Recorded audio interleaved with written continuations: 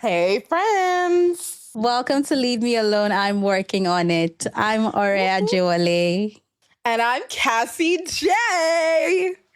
I'm still so stoked that we're back, by the way. Me too. I know it was a long time and we're sorry, but life was lifing, hey? Yeah. If you have been around, then you probably kind of sort of know what what life was when we dipped.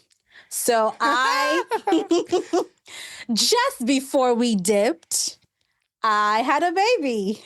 You had a what? Wow, Cassandra. Just wow.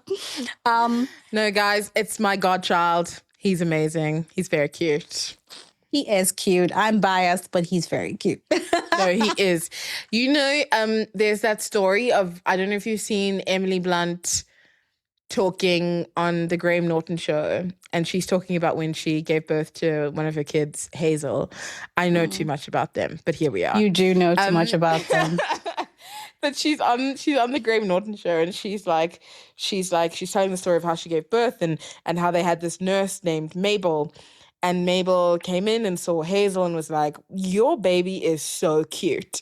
And Emily was like, "No, I'm pretty sure you say this to all the moms." And Mabel was like, "No, I don't." She says, "If the baby is not cute," she goes, "You had a baby." Which is very funny. Mabel and Cassie, similar energies. I was going to say the same thing. If your baby was not cute, I would not lie. I'd be like, "You had a baby. Congratulations." But I can say without a doubt, he's so cute. And he's cute enough to be on like Pampers packaging. Do you know what I mean? Like, you know how they have like the babies on the diapers? I know. This is the one thing I said to Dami way back when. So Dami was when he was on, those brands. There was an influencer mom that was being paid like stupid money to be the brand ambassador or something, I think. Yeah. And I remember saying to him, "Sir, you have one job. You need to make sure that you give me a baby that's cute enough so that I can get this kind of money too." There you go. There you go. He over-delivered. And do you know what's also so funny is like having worked on these big brands myself, the number of people who email in and go, "This is my baby. My baby is cute enough to be. Please use my baby." Like, no, but people shoot their shot. It's amazing. It's great. It is great. It's just, I us said on the I was receiving gonna. side. It's not great for you guys. I understand. It's But not that I it's not said great. I was- It's just that it's so much. Like the influx what I mean. is so big that you end up like clicking through and just looking at all the cute babies. But we don't ever use any of them. But they're I kept saying that I was gonna, sign my baby up for this and that and that. And then he arrived and he's absolutely gorgeous. And people are walking up to us outside and going, "You should do this. You should, He's a cute baby. And I'm just not there. I don't want to. I just don't want to anymore. I made all of this. That's up to I you. know, but I'm just like, it could be his college fund. It could. There you go. Separate chats. Anyway, I recently had a baby. I took us on a journey. Not that recent. It's been a good number of months. Yeah, it's been 10 months actually. Yeah. I have a 10-month-old. That's insane to me. Yeah. That's insane to me that I'm someone's mother. Anyway, it happened. We're grateful. We bless the Lord. And I remember when I was pregnant, just reading everything, which I think any new mom to be does. I read everything I could find because this is completely new territory like this. And I'm a planner. I'm a planner. If I don't know enough about something, I'm not doing it. But here I was in the middle of this thing, like it was happening, whether I was ready or not. Correct. And so I was reading everything. And one of the things that I kept seeing on Instagram, on the blogs, was about having a birth plan. Okay. And oftentimes, the stories around birth plans that you kept seeing were a bit negative, right? It was always like, Can I my- ask a question? Because I'm not a mom, obviously. And what is a birth plan? get Surely you this, just go and have a baby? girl, same. I'm like, surely you just arrive at the hospital and you have a baby. What's a birth plan? But you see, the first thing they did to get me in was they called it a plan. Ooh, I love me a plan. Love a plan. You know what else I love? I love drama. Love drama, love film, love movies. And so pre-pregnancy me had always been like, I don't know if it was Bridget Jones or whatever, but all these really dramatic entrances. I wanted one of those. I wanted one of those. I'm at the supermarket and my water breaks. It's like clean up an aisle four kind of situation. I wanted the drama. But then I start to see the thing about birth plans, and I'm like, I thought this thing just happened, So I go into it. Good question. What is a birth plan? A birth plan is a document that you write to tell yourself that you somehow have control over the process, even though you and the universe both know you don't. So it's supposed to be things like it can really be anything you want. It's supposed to be things like whether or not you want to get an epidural, which is for the pain. Give me the drugs. Exactly, the drugs. Want all of them. Do you want that? Do you want a spinal block? There's different kinds of drugs now. Do you want a water birth? Like, do you want to be in a tub and have your baby in there? I love how we're building your birth plan of this episode. I don't want to do that. Okay. Do you want to be on your back when you're pushing, or do you want to be on your? No, I want to be like fours? Kourtney Kardashian and like on like a frog squat and pull the baby out. Yeah. Okay. There's that. Yeah, that's your birth plan. You could put that in there. Do you want I'm that? very much joking. I want to be not present for the experience. Just from everything. Just like, how can you not be present? By that I mean my body is there, but I have been knocked out. Like, I don't enjoy pain. I want to not be present. I don't like. I'll meet the kid on the other side. Do you know what I mean? Hectic. That's okay. Well, that's your birth plan. That's where my head is at. Which means you would be opting for an elective CS. That's what you would be putting on your birth plan. So it's things like that. Do you want a natural birth? Do you want because you can have an elective C-section. It's not always advisable, but you can have it. Do you want that instead? I know that I keep interrupting you and I'm very sorry. But no, we're building your birth plan. But like, after going on this journey a little bit with you as well, I'm so leaning more towards surrogacy. Someone else must do it. It was too much. Like, sorry, I'm jumping the gun, but no, that's my birth plan right now, though. My birth plan is someone else has the baby, so I don't have to go through it. But is the baby your baby or are you adopting? Bible, it's my baby. Don't they do that with the egg and the thing, and they put it in someone else? Isn't they how that works? They 1000% do that, but there is some controversy around it now because people are calling it rent a womb, which is and that's bad. I don't know that that's bad. No, because they get paid for it. It's just, I think it's more a morality thing. I don't know that it's bad or good. It depends on the people entering into this partnership. There's a lot of things that people have said about it. I can see how surrogacy can go so wrong. Like, yeah, it can go wrong. And sometimes the surrogate isn't well taken care of also. So sometimes that could also be a problem, or isn't well paid, or is treated badly, or whatever. Also, there is the emotional connection that a mom forms with the baby that she's carrying, even if it's not her baby. And now it's like you are pulling a child away. So look, there's arguments for and against. I am for it if done right. I'm against it if you're just going to take advantage of a person, not pay them well, not treat them well, or for people who are being forced into it, because there are surrogates who are forced into it. So look, it's a whole thing. You know, there's a number of TV shows that are popping into my head. Number one is The Good Wife. There's an episode on The Good Wife where the baby has some kind of like terminal illness, and now I don't think I got that far in The Good Wife. The parents wanted to abort the baby. Oh, but the surrogate doesn't want. The surrogate was like, there is a human life inside of me. I am not aligned to abortion.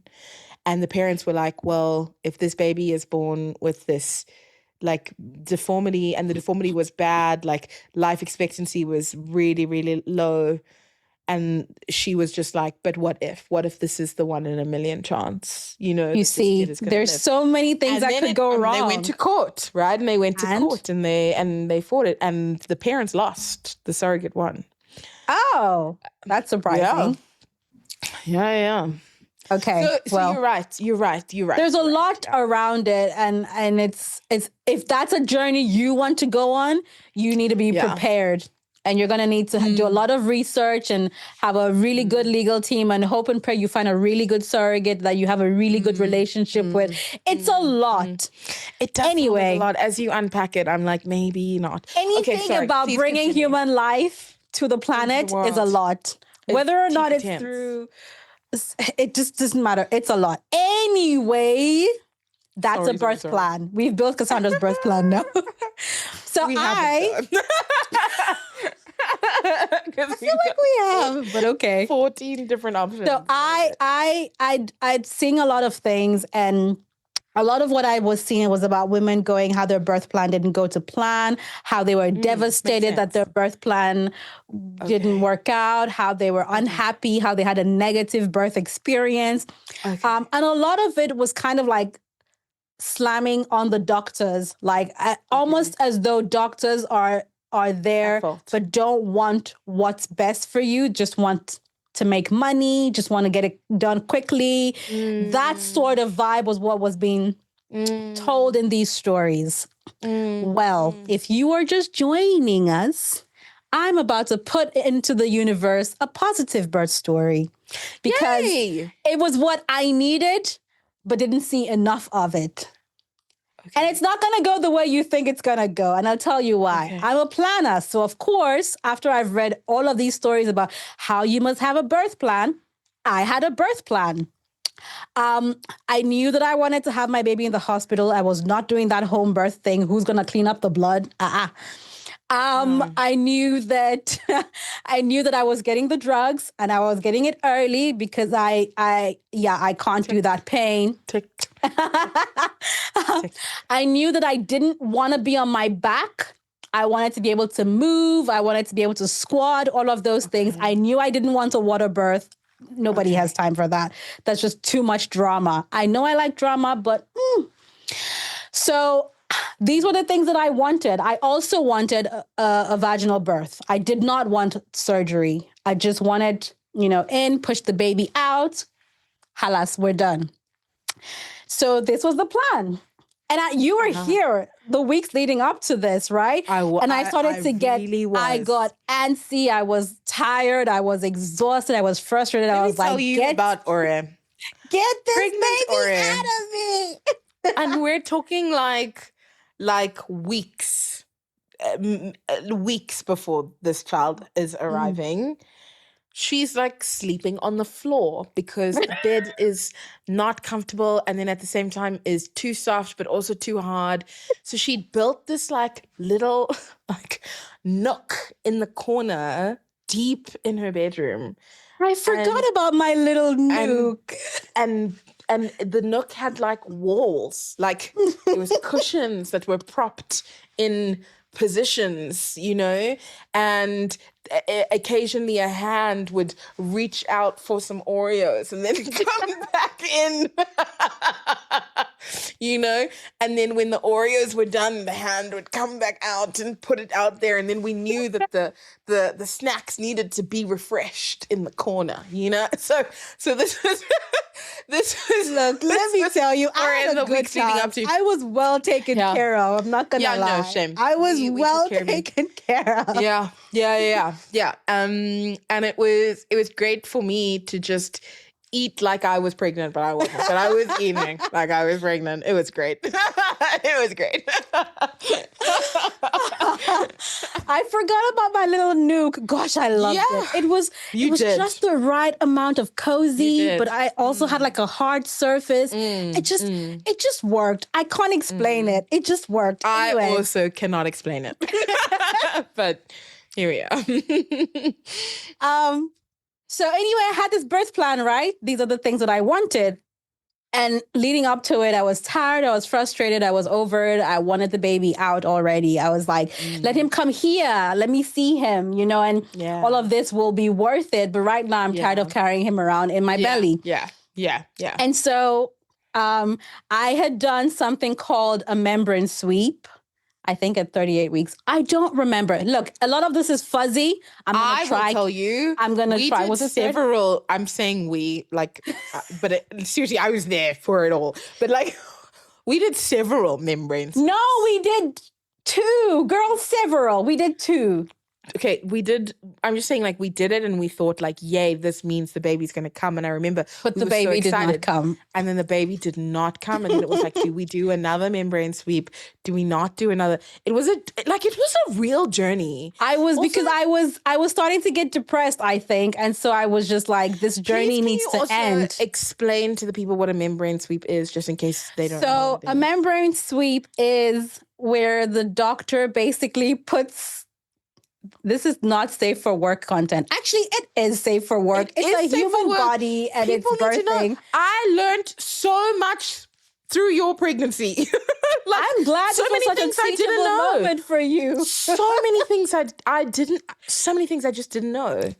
I didn't know what a membrane sweep was. I didn't know what it was watching either. it happen. A membrane sweep, and it's painful. Okay, it is painful. That thing is painful. It did not look fun. So she basically puts her whole fist through your birth canal and tries to separate the amniotic fluid, I'm going to say, from the placenta. Isn't it from the womb, not the placenta. No, not the placenta. It's the fluid. So when your water breaks, the fluid that's protecting your baby is what, when you say your water breaks, that's what breaks. So that's what she was trying to separate it, not break it, just separate it so that at least it needs to thin out, I think. I am not a medical person, so bear with me. But that's what she basically does a sweep, just goes around it with her finger, and it's very painful, but it's supposed to help if your baby is low enough, if you're dilating and you're ready and whatever, it's supposed to help spur you going into labor if it's time. It wasn't time for me. We did that thing twice. My baby was not ready. He was just not ready. And so I was really, really struggling at that point. So I'd given up all hope and thinking, okay, I'm going to do my full 40 weeks. It is what it is. And one afternoon, I'm sitting in my little nuke on the phone with my sister, just yapping away. And I remember what show was on TV. I was watching Hawaii Five-0. That's what I was watching. That level of violence is what I was watching on TV. And just chatting with my sister. And then I'm like, oh, hold on, I need to go pee. And when you're that heavily pregnant, you're peeing a lot. So I was peeing a lot. I could not. It was just insane. So I get up and I waddle. I did get a waddle. I waddled down to the bathroom to go pee. Cassandra, I'm done peeing. Remember, I'm still on the phone, right? So I'm not paying attention. So I'm just sitting there because now it's a great resting place as well. But then I'm like, oh, hang on. I'm still peeing, but I'm not peeing. why am I peeing? What is happening? And so I say to my sister, I'm like, I'm not peeing, but there's liquid Also, coming just- out of me. Just for everybody's knowledge, Ori's sister is a doctor. Oh, which is my very sister's a helpful. doctor. Yes, she Which is is a very doctor. Yeah, Very. yeah. So I say to her, I'm not peeing, but there's fluid coming out of me. I don't know. She's like, oh, did your water just break? I'm like, did my water just break? I don't know. But yes, my water did break. And so I waddle over to Dami, who's in his last meeting for the day.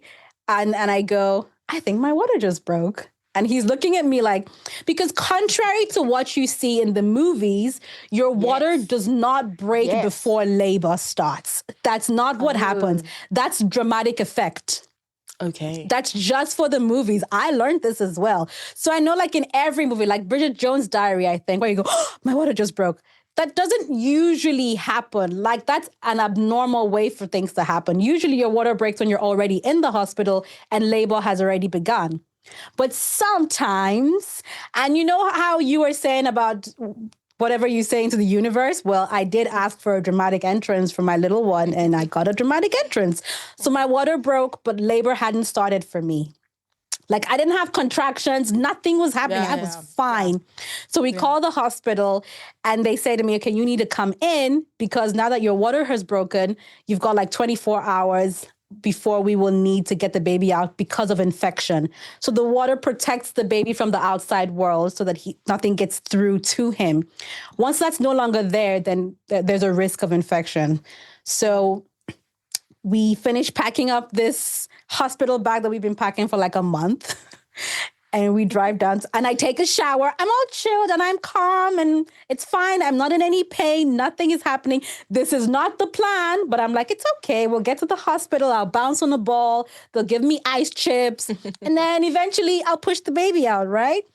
So we get to the hospital and the lady wants to double check and that my water did break. So I do what? My third membrane sweep. No. Because she must now see whether it's true, whether my water did break, if everything's fine. She confirms that, and then they admit me. And then nothing.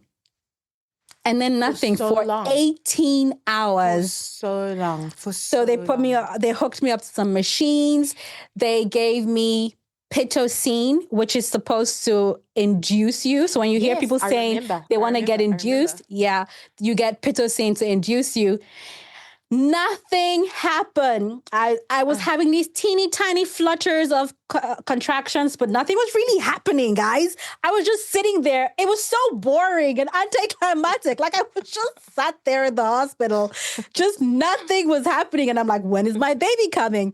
Also, this is me. Like, this was like May 5th, and I've looked up all the famous people's birthdays. Adele's birthdays. So this baby should come today. George Clooney's birthday. This baby should come today. I didn't know you did that. So he can have the same birthday as all these great people. And nighttime comes and we're just not making much progress. And we do this overnight till the next morning. And that's when I start to realize that my birth plan ain't planning. I had one plan and it's not going to be what happens. And by the time the second doctor, because they'd had a shift change, the second doctor had come in to tell me that labor wasn't progressing for me. And every time they tried to increase how much Pitocin they gave me to induce labor, my baby's heart rate was dipping. Yes. So it's now a choice of, do we keep waiting or do we act? Because now we're leaning into territory of possibly putting the child at risk. Now, I'm going to say this. I have seen many stories, read many things about people online who will tell you that the reason why I eventually had to give up my birth plan is because they were doing continuous monitoring on the fetus. So they had these machines stuck on me and they were monitoring his heart rate continuously and that you shouldn't do that and and all these kinds of things. At the very top of my birth plan I wrote all of these lovely things that I wanted. I wrote that I wanted worship music playing when my baby arrived. I wanted that's so I wanted to have a diffuser in the room. I had this long list of things that I so wanted. nice. So luxe. So you. I'm bougie even when I'm birthing a child. Anyway, but at the very top, I wrote there that the absolute thing that I will not give up for anything was that whatever was going to make sure that both mom and baby got over to the other side healthy and safe and alive, that's what we were going to do. So I went into it telling myself that I was going to give up everything on my birth plan if I knew that the best thing to do would be to give it up. I wasn't going to hold on to it. And like I said, I'm not a doctor. I've never practiced, and I don't have this disbelief in the medical system that people have. I haven't had bad experiences with them. My dad's a doctor. My mom's a nurse. My sister's a doctor. My brother-in-law's a doctor. Like my whole family is scattered with doctors and nurses. I tend to believe them. I tend to think that they know what they're doing. Why would I not? I haven't had that experience. Now, I know people have had bad experiences, but I chose not to go into this experience fighting. Because I'm just like, I don't even know. And these people have done this thousands of times. So I'm not going to do anything against medical advice. And that's what I stuck to. So by the time my doctor came in and said, look, we can try this again. You've been in labor for 18 hours. She said something to me. She said, your baby has chosen how he wants to come into the world. I think we should believe him. Listen to him, believe him, and let's do it. Respect the decision. Yeah. Because every single time they tried to increase it, his heart rate would dip. And I was just like, I want a vaginal birth. And maybe it is possible, but I'm not willing to put him at risk to find out.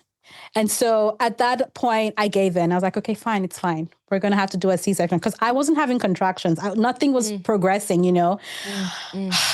And I was shaking.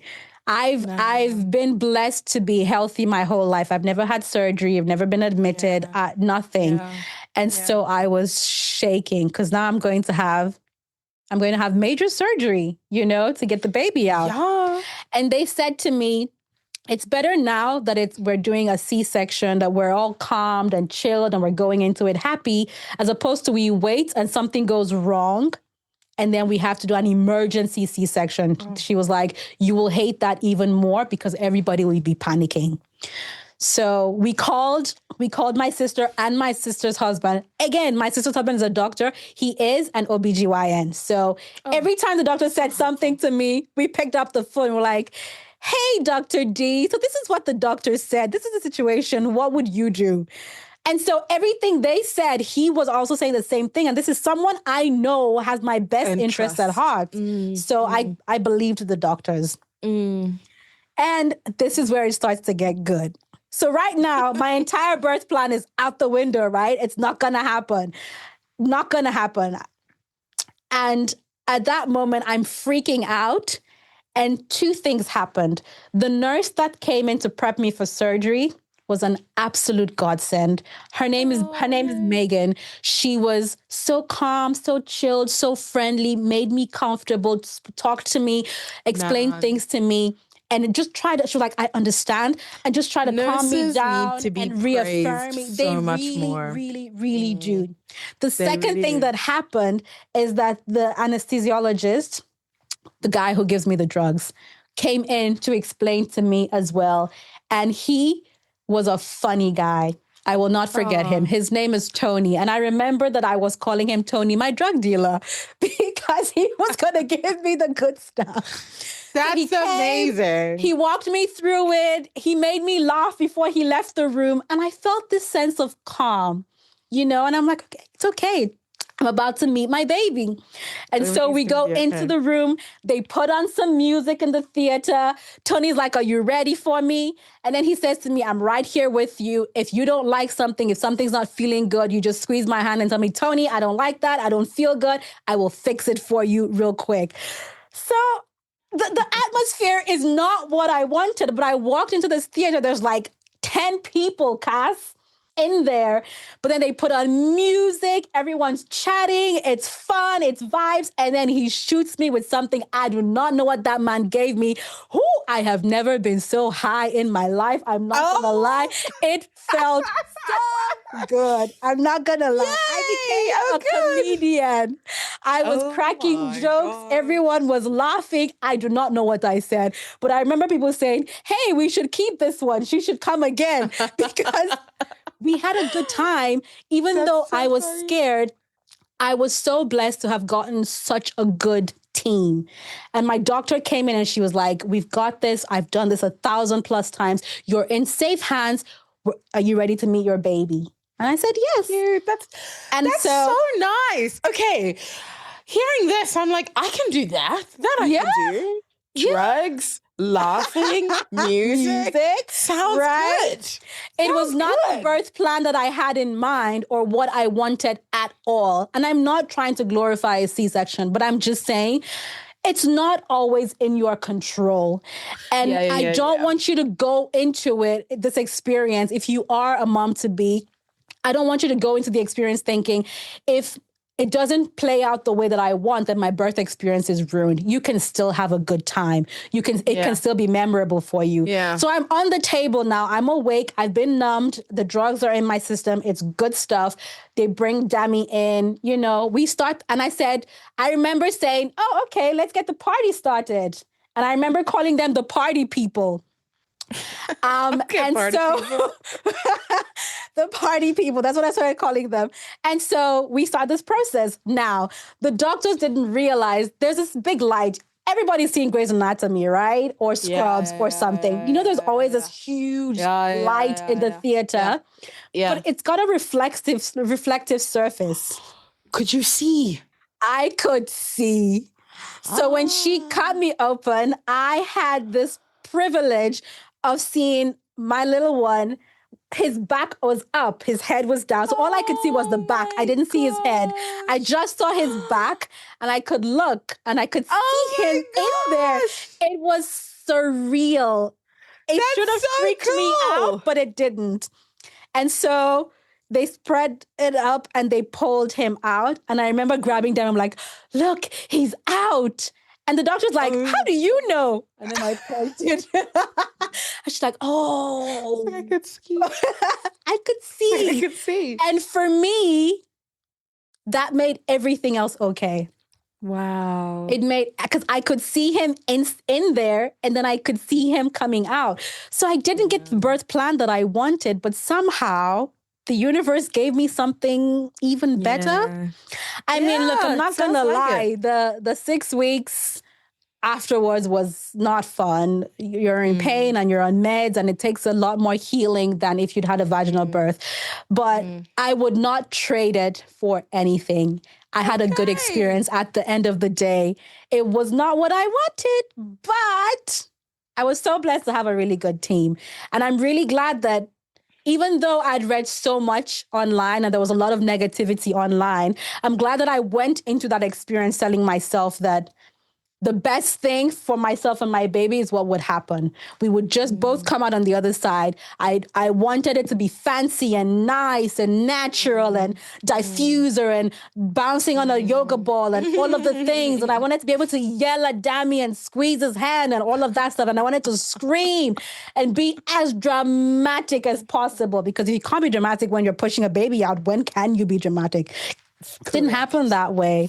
But for me, it is a positive birth story because I had a good experience that I would never have gotten otherwise. Yeah.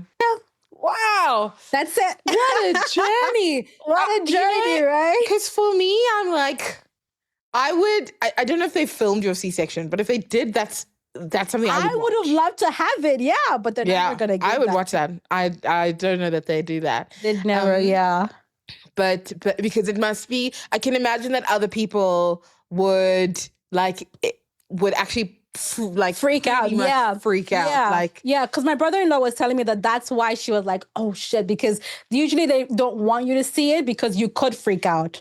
Like you could completely lose your shit. Like, but for me, it was so much fun. For me, that was the best part of the birthing experience. Yeah, it was fascinating. Okay, you know what? If it could be like this, then yeah, maybe I'll do the baby. Why not? Exactly. I don't have anything to say to you. I don't know what to say to you. I don't. I would just want to design my birth plan for that, and then that sounds great. Look, I know that Add to it'll happen cart. differently for different people, but for me, what Yeah. was most important was not following whatever trends or whatever people said out there. I went into it trusting the people who were supposed to care for me. And I know it's gone wrong for some people. I was lucky. Yeah. I also really did my Yeah, research before I chose a team, Yeah. before I chose a hospital. So do your research. Have a birth plan for sure. Put everything on that list, but go into it knowing that at the end of the day, what you want is a healthy, happy mom and a healthy, happy baby. Yeah, And baby. whatever road gets us there, that's the one. That's the one. Is the one. Wow. Anyway. Okay, girl. So if you are a mom to be, yeah. If you're a first mom, like If this you're a is first such mom, yeah. first time mom, or if you've never had a baby, like this is so like insightful. And I think I don't know if this it's interesting content for me, at least. I don't know if it's interesting for other people, but it's interesting for me because I'm like, this is the stuff you don't know. Like, yeah. And I go back to one of our like very, very, very first episodes. I think we were talking about like things that would have been helpful to learn at school that we didn't learn. And look, we learned about like the reproductive system. But I mean, I went to an all-girls school. I think you went to an all-girls school as well. I did, like, yeah. How helpful would it? And we had this class called life orientation. And I talked about it then. I'll talk about it now. Yeah. Such a brilliant concept. Orientate me for life. Okay, get me ready for life outside of these four walls, And this would have been such a helpful thing. These are the things you can expect. This is what it's going to feel like. This is what it's going to sound like. This is what, these are the different decisions you might have to make. And I don't know, maybe too soon to tell an 18-year-old this. I don't know. Yeah, I think so. Like, it might be better birth control than condoms. Just saying. There you go. Because I think it's more that thing would scare me shitless if I was 18 years old and you were telling me about this. But I think it's more like, maybe it's not necessarily like going through the detail, but just like, this is what it's going to be like. But the thing is, it's so different. Every birth is so different. There are so many factors at play. There's really no way of telling how it's going to play out. There's no way and there's no way of telling how you as a person will also react in the situation or how you're going to feel. So there's no preparing you really. All you have is the stories and the experiences of other people and hoping that maybe you get something similar, or whatever. I don't know. Anyway. Wow. Have you seen all this content on socials of like the type A friend versus the type B friend? I think so. Well, I've seen it of moms. Sorry, all my entire feed is about momaging now. Yeah. I've seen the type A mom, the type B mom, the type C B. Mom. Oh, I don't know what a type C. There's a type C. It's like an in between of the A and B. I think I'm a type C. Yeah, you were saying something about. In what? What do you mean in what world? I'm a type C mom. Maybe not a type C person. What world? I just want to hold a mirror up to your face right now and go, have you met yourself? But in what world? In what world are you a type I'm different C now. Thing? You are type A. No, I'm not. And motherfucking through. Girl. Through and through, friend. No. You are a type A friend. Anyway, thank you for joining me on this birthing experience story. I'm sharing it because I needed more positive stories like this. And I'm hoping that this helps someone. I'm just going to put it out there and I hope it helps someone, encourages someone. Maybe explains to you a little bit of how it could or couldn't go. I don't know, but I hope that it's helpful for someone. Man, Because it's not very helpful for cool. Cassandra. No. It's so helpful for me. It's so helpful for me. I mean, even going through the whole process for you, like, from trimester 1, hearing what was hard, trimester 2, hearing what was hard, trimester 3, so on and so forth. Like, it just was so eye-opening. It was the stories that are not told, Yeah. And this is why I was bringing up the type A, type B person, because I would classify myself as a type B person. I think I'm type B. I have type A tendencies sometimes, but I think I'm a type B you person. are type A with type B tendencies. You think so? Okay. Yes. I'm open to unpacking that for sure. But I just think, like, in this scenario, I'm just gonna be the kind of person who's like really here to trust the process. Because what do I know? I would have been exactly like you. You're the doctor. What do you think I should do? How do you like, if you ask me what I think, I'm gonna be like, you went to school for many, many years for this. I know. Why are you asking me? Facetious, it's my body. But it's true. It's good that you're asking me, but like, I just would feel, like it's good to go in prepared. It's good to go in with some kind of knowledge, right? Absolutely. But I'd read up on it, watch the videos. That you had a great team of like doctors around you, from the that nurse was priceless. to the anesthesiologist to the OBGYN to everyone, like, because that's what I would need. I was really, really blessed to have that. And I hope and pray for everyone who's about to be a mom that you get a great team as well, because it makes all the difference. It makes all the difference. If you are about to be a mom, congratulations. 10 out of 10 to you. We wish you the best. Thanks for joining us. Come and share your own positive birth stories. It's like Cassandra says, we must flood the system. We must flood the system with positive stories. So share your own positive birth stories, your birth plan, your birth experiences, whatever it is that you want to call it. Come and share with us. We'd love to hear it all. And we'd love to also share with others. Also share with us the things you didn't know were going to happen when you those are the things I want to know. I want to be like, things that surprised you or that shocked you. Yeah. Exactly. Yeah. Okay. Okay, love you. Okay, bye. Okay, love you. Bye.